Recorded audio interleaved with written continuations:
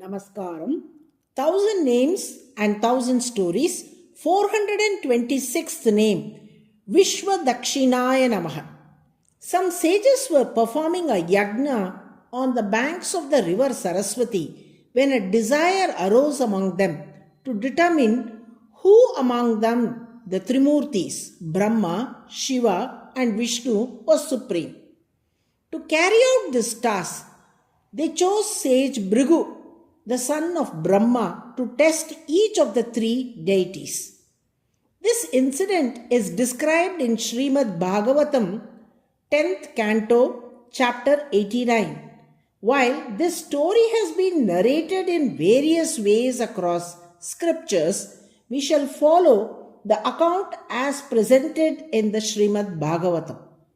First, Bhrigu reached the abode of Brahma and stood before him without offering any respects or words of reverence. Brahma became angry at Bhrigu's disregard, but he restrained himself from expressing it as Bhrigu was his own son. Although Brahma did not outwardly display his anger, Bhrigu was able to perceive it. Next, Bhrigu proceeded to Kailash, the abode of Lord Shiva. Overjoyed at the sight of the sage, Lord Shiva rushed forward to embrace him.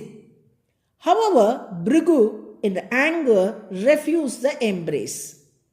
Enraged by the sage's behavior, Shiva raised his trident to strike him. At that moment, goddess Parvati intervened, restraining Shiva and calming his fury. Through this incident, Bhrigu realized that Shiva too was subject to anger. Next, sage Bhrigu went to Karya Vaikuntham, a manifestation of the eternal Vaikunta within the material world, created by the Lord for specific divine purposes. Karyam meaning function or purpose. There, he beheld Lord Vishnu resting peacefully with Mahalakshmi seated by his side, her lap serving as his pillow. Upon seeing the Lord, sage Bhrigu did something unexpected. According to Srimad Bhagavatam, he kicked the Lord on his divine chest. Sayanam Shriya Utsange Pada Vakshasi Atadayat Tata Uttaya Bhagavan Sahalakshmiya Satam Gatihi. Sayanam Shriya Utsange Pada Vakshasi Atadayat Tata Uttaya Bhagavan Sahalakshmiya Satam Gatihi. However, Lord Vishnu did not become angry. Instead, he immediately rose along with Mahalakshmi and offered prostrations to the sage with great humility. With folded hands, the Lord lovingly inquired whether the sage's foot had been hurt and gently massaged it, honoring Bhrigu as a revered guest. Lord Vishnu looked at sage Bhrigu with compassion and said, "Welcome, O great sage. May your arrival be most auspicious. Please forgive us for not noticing your presence earlier.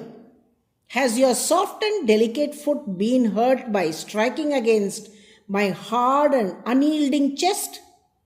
Is your foot paining?" Saying so, Lord gently took the sage's foot and lovingly massaged it. Sage Bhrigu was deeply moved by Lord's humility and compassion.